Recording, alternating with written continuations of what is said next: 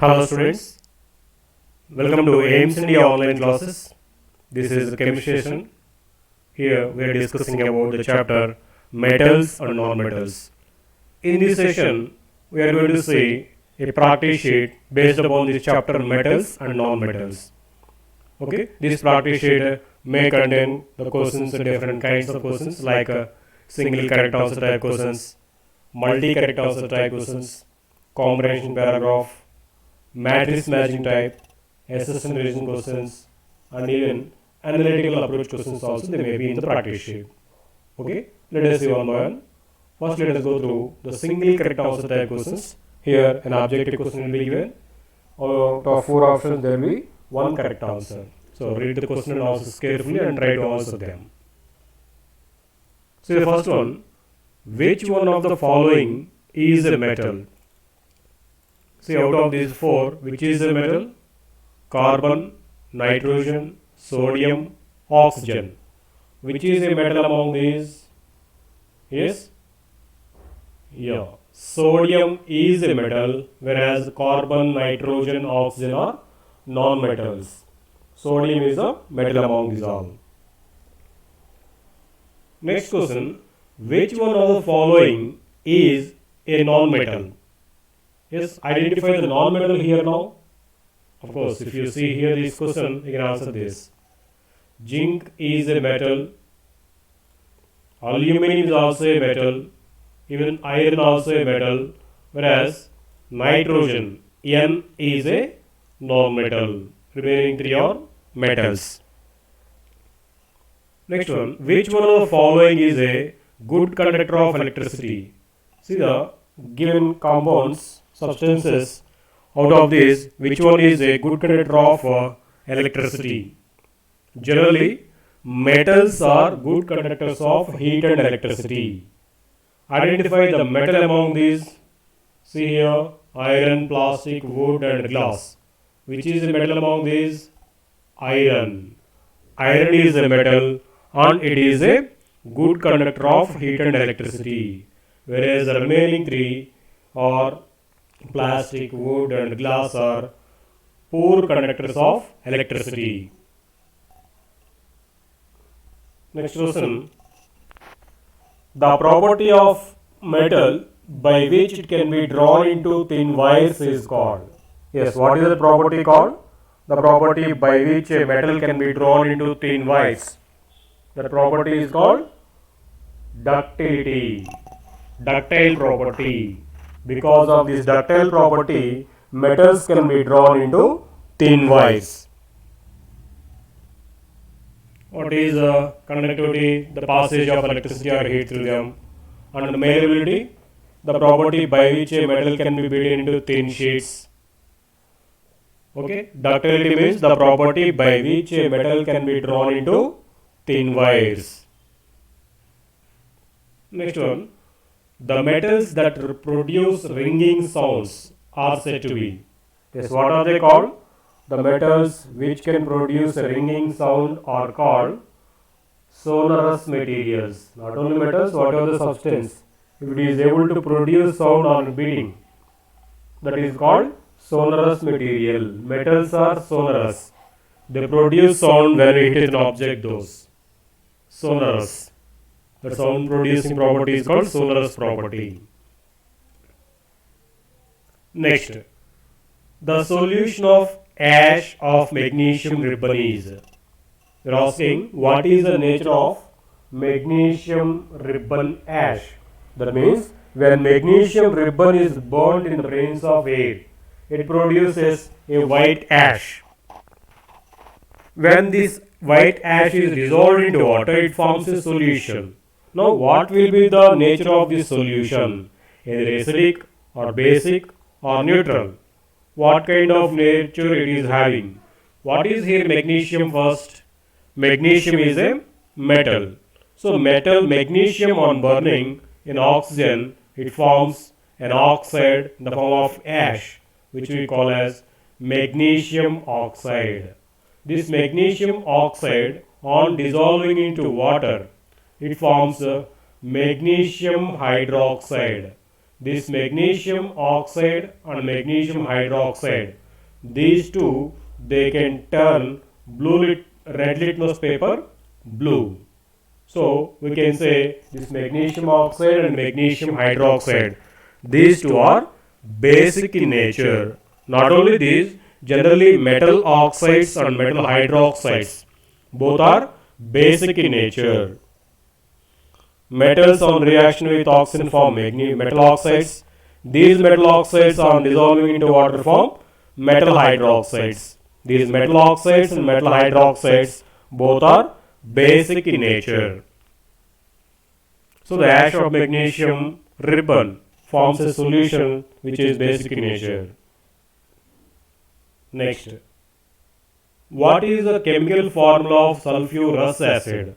A sulfur can form two acids, sulfuric acid and sulfurous acid. The formula of sulfuric acid is H2SO4, whereas the formula of sulfurous acid is H2SO3. Okay, if you say us, there will be one oxygen less. Sulfurous acid, H2SO3. Next, the sulfuric acid turns blue litmus paper into dash. Sulfuric acid turns blue litmus paper red because acids turn blue litmus red. They turn into red color. Next, oxides of non-metals are dash in nature. What is the nature of non-metallic oxides? Non-metals on burning the presence of oxygen, they form respective non-metallic oxides. These non-metallic oxides are acidic in nature in general. Most of the non-metallic oxides are acidic in nature. For example, if you say sulfur, nitrogen, phosphorus, carbon, these all are non-metals. These, on reacting with oxygen, they form their respective non-metallic oxides like sulfur dioxide, nitrogen dioxide, phosphorus pentoxide, carbon dioxide. These all come under non-metallic oxides. These non-metallic oxides are acidic in nature. Next, sodium metal is stored in. Where this sodium is stored? Why to store it? Actually, sodium is one of the highly reactive metal. If it is kept outside, it starts reacting with atmospheric oxygen. So it should be always stored under certain liquids. But it reacts even with water also, even cold water also. That is why sodium and some other highly reactive metals like sodium, example sodium, potassium, lithium and cesium, these metals are stored under kerosene because they won't react with the kerosene, so they will be safe enough. They should not be kept outside. If sodium or any other highly reactive metal, if it is kept outside, that starts burning on reaction with atmospheric air. So they should be always stored under kerosene. Whenever it is needed, a small piece is taken out and it is used for experimentation. But the remaining sodium will be stored again under kerosene. Kerosene. Sodium is stored under kerosene. Next, which non-metal catches fire if it is exposed to air?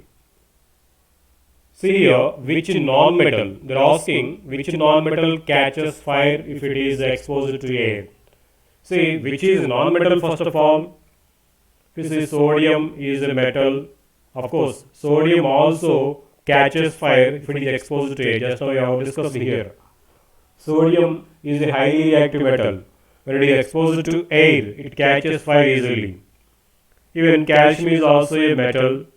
Uranium is also a metal. Now, phosphorus is the only non-metal here which catches fire on exposing to air. It catches fire. It is also one of the more reactive elements. That is why phosphorus is always stored under water.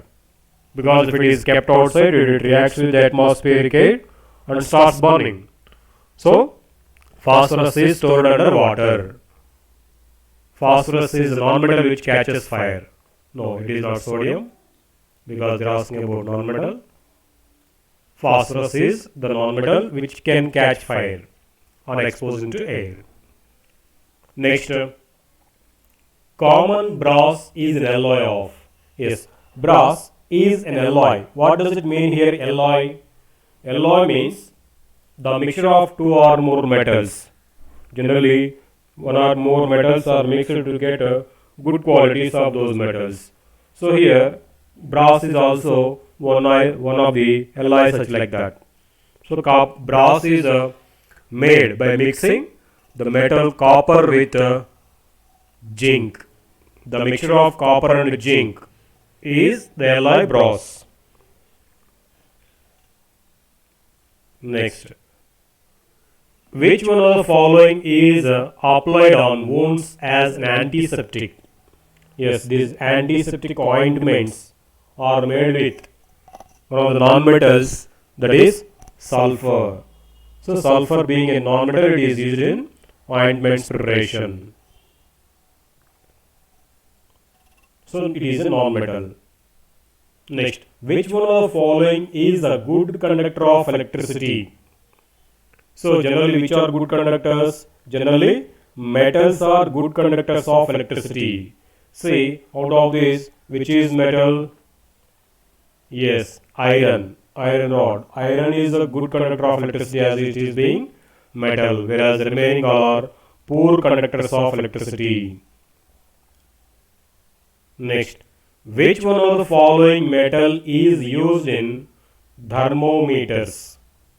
Yes, we know one of the metals used in making of thermometers, that is mercury.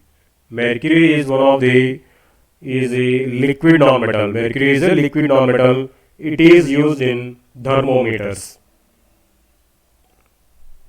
Next, hydrogen gas is produced when metals react with. Yes, when hydrogen gas is produced. Hydrogen gas is produced when metals react with dilute acids. For example, if you see hydrogen chloride acid, hydrochloric acid or hydrogen chloride, dilute hydrogen chloride acid on reaction with a metal, if we say example zinc, so metal zinc on reaction with dilute hydrochloric acid, it produces metal salt which is called zinc chloride, and the gas released will be hydrogen gas. So hydrogen gas is released by the metals when they react with acids. Okay, next. Heat conduction is the property of which can conduct heat? Non-metals, metals, metalloids. Which can conduct electricity? Generally, metals conduct electricity. Metals are the good conductors of electricity. So the property of conduction is belonging to metals. Next, the non-metal that can conduct electricity. Actually, we are telling metals are good conductors of electricity. Generally, metals are good conductors. But there is one non-metal which can conduct electricity. What is that non-metal? See here, graphite. Carbon in the form of graphite is a good conductor of electricity. Whereas generally non-metals are poor conductors of electricity. Only one exception is here, graphite. Graphite is a good conductor of electricity even though it is made up of non-metal, carbon. Next, metals react with mineral acids to form. Yes, we have seen this just now. Metals react with mineral acids to form. What do they form? Metals on reaction with acids, they form salt and hydrogen. We have seen an example now. Hydrochloric acid on reaction with zinc, it forms zinc chloride salt and hydrogen gas. Okay. Next, aluminium is good conductor of heat, so it is used in, as aluminium is being good conductor of electricity, where where it is used we are asking. Say duralumin. Duralumin is one of the alloy of aluminium. So aluminium is used in making of duralumin. That is correct. But here, because of its good conducting nature, where it is used, it is not the reason for using in making of duralumin. It is used in making of duralumin, but it is not the correct reason. So, because of its good conduction, aluminium is used in making of electrical wires. Not in this not. In electrical wire making, they use aluminium because aluminium is good conductor of electricity and heat. Next, sulfur is used in vulcanization of. Yes, vulcanization is one of the process which they use for making the rubber harder. The rubber used for making these tires, which will be very hard. So to make rubber very hard, they will undergo certain process called vulcanization. In that process, they will melt this rubber by mixing sulfur to that. This sulfur gives much strength to the rubber. That process is called vulcanization. So in the vulcanization process, sulfur is mixed with rubber to make it harder. Okay, next one. Multi-correct answer type questions. In this, out of 4 options, one or more than one correct answers will be there. So read the question and answers carefully. Try to answer them properly. Which one of the following is or very reactive metals? Say, which are more reactive metals among these? See the options: sodium, potassium, carbon, phosphorus. Which are very reactive metals? First of all, if you see carbon and phosphorus, carbon is a non-metal, even phosphorus is also a non-metal. So the remaining two, if you observe, sodium and potassium, both are highly reactive metals. Both will come under highly reactive metals. Next, which one of the following can be drawn into wires? Which can be drawn into wires? That property is called ductility. Generally, metals are having this property of ductility. Metals can be drawn into wires. So, which are metals among these? Iron is a metal, copper is also a metal, even aluminium too, a metal. But coal, which is a non-metal, this cannot be drawn into wires, which is amorphous solid. So, remaining 3 are metals and can be drawn into wires. Next, which of the following cannot be beaten into sheets? What is the property called beating into sheets? The property by which metals can be beaten into sheets is called malleability. This malleability is also one of the properties of metals only. So identify the metals among these. Mercury is a metal, aluminum is a metal, iron is a metal. So sulfur is being a non-metal, it cannot be beaten into sheets. So these 3 are metals. But if you observe once the mercury is a liquid metal. So as it is being liquid, it also cannot be drawn into sheets even though it is a metal. So remaining 2, iron and aluminium are the metals which can be beaten into sheets. So which cannot be beaten into sheets means mercury and sulfur. These 2 cannot be beaten into sheets. Okay, next. Comparison passage. See the passage once. Among the total elements discovered, approximately 80% of them are metals. Most of the metals are hard solids. Now let us see questions related to this passage. Dash metal can be cut with a knife. Yes, there are some metals. Out of these metals, some are mostly all the metals are hard solids. But only one liquid metal is there, that is mercury. But there are some more metals which are solids but not much harder. They will be soft. Even they can be cut with a knife also. So, which of these metals is that kind? See here, magnesium, iron, zinc and potassium. Out of these, potassium is one of the soft metals which can be cut with a knife. Okay, sodium, potassium, rubidium. These metals are soft metals. They can be cut with a knife also. Next, dash is a soft metal. Say, try to identify the proper matching here. One metal is soft metal, and mercury metal is given. Its nature we have to find out. See here, which is a soft metal? Actually, sodium is a soft metal. So we can write here sodium. What kind of metal is this mercury now? So here copper is not soft metal. This option is not coming. Steel is also not soft metal. So in these two you have to observe. What kind of metal is mercury? Is it a hard metal or liquid metal? It is liquid metal. Now we get as sodium soft metal, mercury liquid metal. Next. One more analogy is given. Try to give proper matching. Ductility. Ductility means drawn into wires. Then which is called drawn into sheets? It is malleability.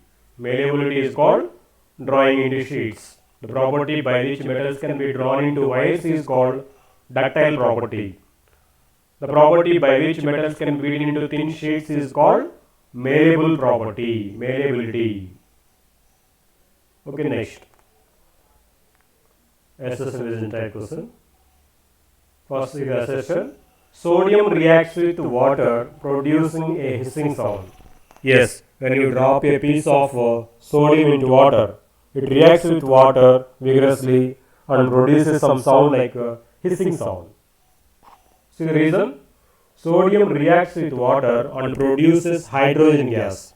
Yes, sodium produces hydrogen gas on reaction with water. That is why that hissing sound will be produced. Yes, both are correct, and R is the correct reservoir for production of that sound.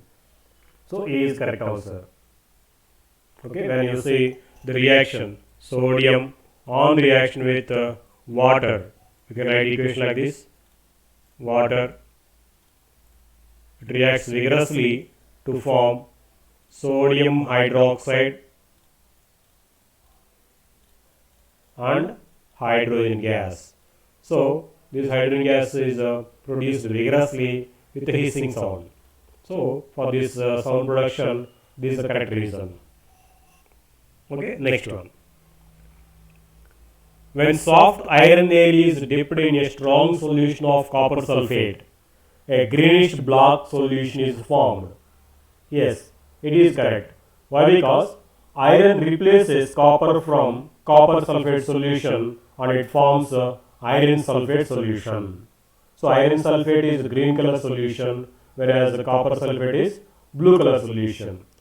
Okay, if you take the blue colored copper sulfate solution and if you dip a iron nail into that, the iron immediately starts reacting with copper sulfate and it replaces copper from it and forms iron sulfate, which is greenish color solution. See the reason the same they have given. So both are correct statements and reason is the correct explanation for A. It is answer. Okay, next. Analytical type questions. The correct decreasing order of the reactivity of different metals. See, some metals are given here and asking to find out the correct decreasing order of reactivity. We know potassium is highly reactive metal, and then next sodium, and next calcium. So potassium, sodium, calcium, that is the order. See, in the first one, before calcium they have given magnesium. So this is a incorrect order. So next to sodium there should be potassium. Sorry, magnesium. Sorry, calcium. Potassium, sodium, and calcium should be. So if it is magnesium, this will be incorrect. No, calcium, magnesium. After the magnesium, zinc and aluminum are there. Aluminum is more reactive than zinc. So here it is a misordered. Now it will be correct order. Potassium, sodium, calcium, magnesium, aluminum, and zinc. This is a decreasing order of reactivity of these metals. Next, metals are good conductors of electricity because. Yes, we said metals are good conductors of heat and electricity. Why these metals are good conductors of electricity? Because they have free electrons in their outermost shells. Metals have free electrons in their outermost shells. These free electrons are resulting in the conduction nature of metals. They have free electrons.